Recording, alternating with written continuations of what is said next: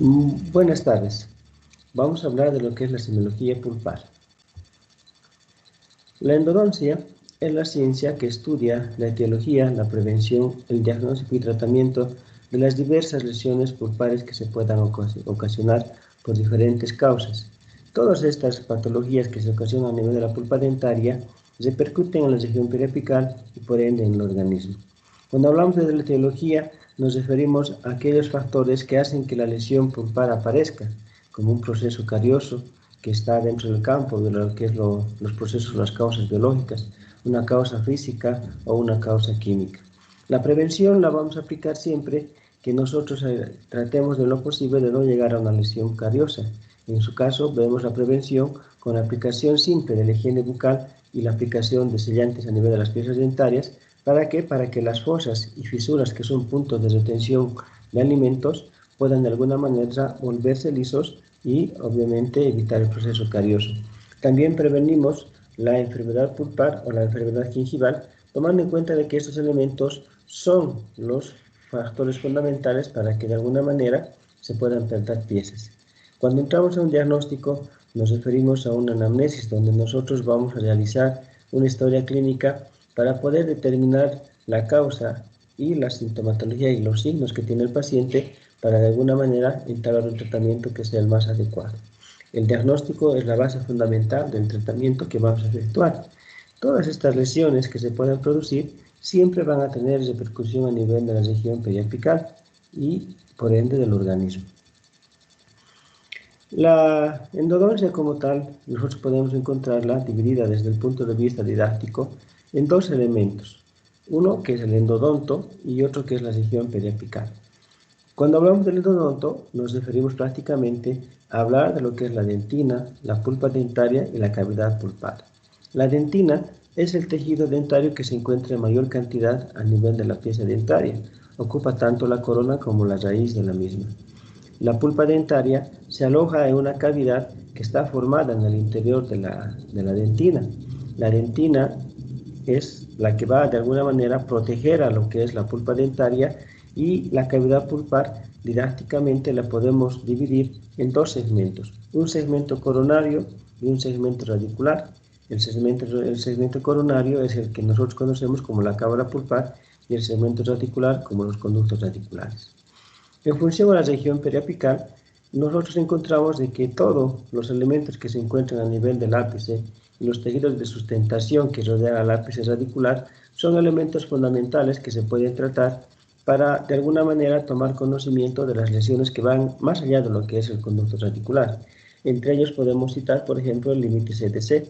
El límite CDC significa el límite donde se reúnen los tres puntos del cemento, la dentina y el conducto correspondiente. Es la zona donde se debe llegar con el trabajo clínico como tal.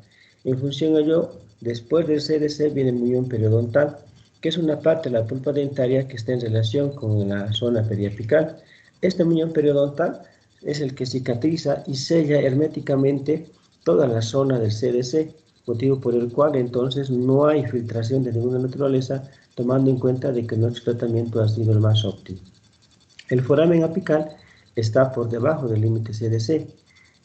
Cuando hablamos del límite CDC, el CDC está a 0,5 milímetros del foramen apical y al margen de ello también tenemos el ligamento periodontal, el cual se encuentra rodeando a toda la raíz de la pieza dentaria y en función de ello entonces es el que amortigua la acción masticatoria que se efectúa a nivel de las piezas dentarias. Esta acción masticatoria que se distribuye en forma uniforme es absorbida por la pared y el hueso alveolar que rodea a cada pieza dentaria. Las funciones de la pulpa dental generalmente las manejamos en 4 elementos. 1. La sensitiva, nutritiva, formativa y defensiva. Cuando hablamos de la función sensitiva, es aquella que la pulpa dentaria transmite a la pieza dentaria para que pueda sentir las diferentes sensaciones que puede dirigir hacia el cerebro. Estamos hablando de la sensación del frío, de la sensación del calor, de la parte sensitiva de tener la característica típica del dolor, que puede ser un dolor corto, un dolor largo, y en función de ello entonces determinar una orientación para su diagnóstico. Tenemos la función nutritiva que llega a través de la rica vascularización que tiene la pulpa dentaria. La pulpa dentaria es aquella que va a recibir gran cantidad de vasos arteriales de la arteria maxilar interna y en función de ello entonces va a comprimir o va a distribuir toda la formación o la función nutritiva a la pulpa dentaria, y esta nutrición que llega a través del torrente sanguíneo va a instruir a que la pulpa dentaria pueda formar una función formativa. Formativa en el sentido de que nos va a dar la alternativa de poder formar en primer lugar la dentina primaria. La dentina primaria es aquella que se va formando junto con la pieza dentaria, la cual termina de formarse cuando el diente empieza a chocar con su antagonista, y cuando el diente está en oclusión, automáticamente hablamos de una segunda clase de dentina que sería la dentina secundaria. Esta dentina secundaria es de un color blanco amarillento, mucho más calcificada que la primera, y en función de ello entonces hablamos de dentina primaria y dentina secundaria, pero sin ningún tipo de afectación cariosa.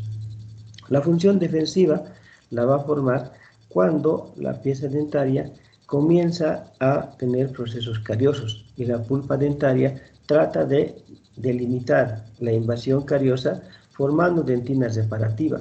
Esta dentina reparativa es la dentina terciaria y su característica fundamental es de que tiene un color marrón intenso.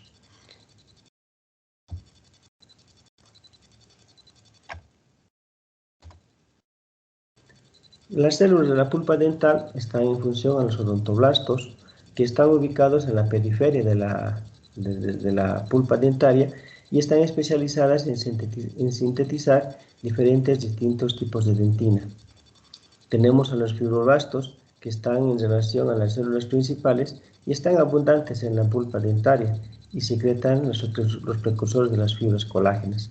También tenemos macrófagos que se ocupan de interceptar y digerir, remover y eliminar microorganismos y células muertas. Tenemos las dendritas, las cuales comunican el proceso de la respuesta inmunológica. Cuando hablamos de las fibras nerviosas que se encuentran en la pulpa dentaria, podemos distinguir las fibras A, delta y las fibras C. Las fibras A delta, en primer lugar, son fibras que nos van a producir un dolor rápido.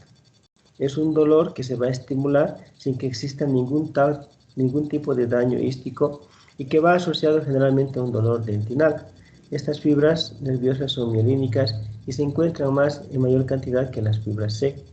En cambio, las fibras C son aquellas fibras nerviosas que nos van a transmitir el segundo dolor. La estimulación a este tipo de dolor generalmente está asociada a daño ístico, es decir, que ya hay lesión cariosa, asociada también a lo que encontramos en toda la pulpa, y el dolor es lento. La pulpitis reversible se manifiesta con este tipo de fibras C. Las características del complejo dentino-pulpar son generalmente 4 elementos que podemos encontrar que nos van a orientar a tener una serie de elementos que nos pueden ayudar a determinar la ubicación de las diferentes células que se encuentran en la pulpa dentaria. Entonces, tenemos, por ejemplo, la dentina y la predentina. Tenemos la capa odontoblástica y la capa subodontolástica, y la pulpa dentaria y la cavidad pulpar. Estos elementos son fundamentales para tomar en cuenta la función de que está compuesta la pulpa dentaria. Los agentes patológicos que pueden afectar a la pulpa dentaria para llegar a tener un proceso carioso y también después a una pulpitis, ya sea aguda reversible o irreversible, está en función a los agentes físicos, químicos y biológicos. Cuando hablamos de agentes físicos, nos estamos refiriendo, por ejemplo, al fresado. Cuando nosotros estamos haciendo una preparación dentaria, debemos siempre trabajar con abundante irrigación, ya que si no lo hacemos, consideramos de que la velocidad con la que gira la turbina llega a generar un calor demasiado excesivo a nivel de la pulpa dentaria, y que si no es protegida, entonces puede de alguna manera dañarla y en forma reversible o irreversible. Entonces, para poder de alguna manera hacer un trabajo que no sea dañino para la pulpa, tenemos que trabajar con la refrigeración. ¿Para qué? Para contrarrestar el calor que está generando mientras nosotros estamos haciendo la preparación dentaria. Al margen de ello, también tenemos un calor o el calor físico que se puede generar con las luces halógenas. Cuando nosotros estamos haciendo la restauración de la pieza dentaria, debemos aplicar capas pequeñas de 2 milímetros máximo de espesor a la restauración que estamos trabajando, y esta aplicación de resina constante, dependiendo a la amplitud de la cavidad, hace de que de alguna manera se tenga que calentar en excesiva forma a la pieza dentaria. En función de ello, entonces, debemos ser cuidadosos con el tiempo de exposición de las luces a la polimerización como tal. Y en función de ello, entonces, tenemos que tomar en cuenta las indicaciones que tiene del uso de las resinas según la fabricación en la cual se ha manejado. Otro elemento que también podemos tomar en cuenta como factor desencadenante o productor de una pulpitis aguda reversible o irreversible están los agentes físicos a través de las bases cavitarias. Nosotros, cuando aplicamos una preparación cavitaria y después hacemos una protección dentino-pulpar, debemos hacerlo con materiales totalmente eficaces e inocuos que no puedan transmitir el calor hacia la pulpa dentaria, motivo por el cual entonces la selección debe ser la más adecuada y correcta posible. Si nosotros, en vez de utilizar un material inocuo y utilizamos un cemento de fosfato de zinc, por decir un ejemplo, y este en el momento de cristalizar genera un cierto grado de calor que se denomina exotermia, entonces puede dañar a la pulpa en forma reversible o irreversible. Los agentes químicos también tienen que ver mucho con el tipo de material que estemos usando, tanto restaurador como también de base cavitaria.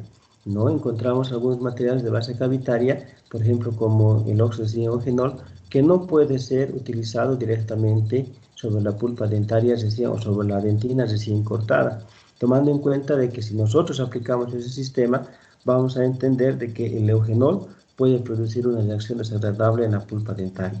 Y en función de ello, entonces, nos va a conducir a una pulpitis aguda reversible o una pulpitis aguda irreversible. El tipo de material restaurador también influye demasiado.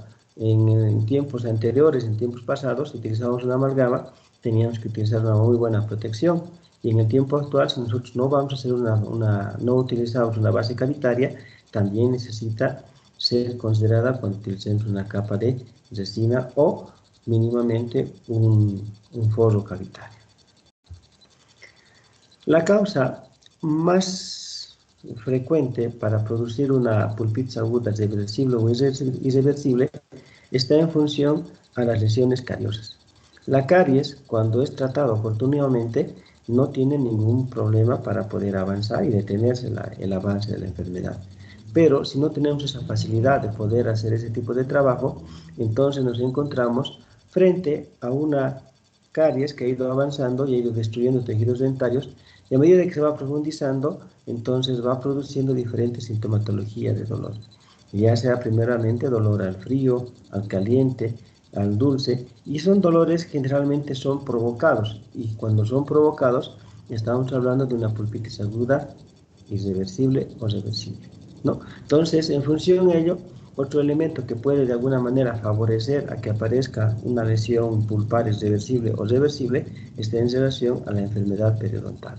La enfermedad periodontal o gingival se va a producir cuando las encías están completamente inflamadas, y estos centros de inflamación a nivel de las encías van a ser entes que van a permitir el acceso de microorganismos hacia la región periapical.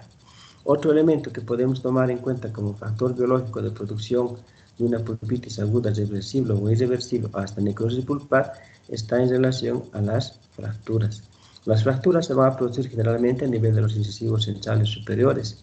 Estos incisivos, cuando se fracturan por diferentes causas, ya sean accidentes deportivos, accidentes de cualquier naturaleza, entonces pueden de alguna manera exponer a la pulpa dentaria, y en ese caso necesitamos tomar una radiografía de control para que en función de ello entonces podamos determinar el nivel de fractura y si acaso fuese posible un tratamiento adecuado.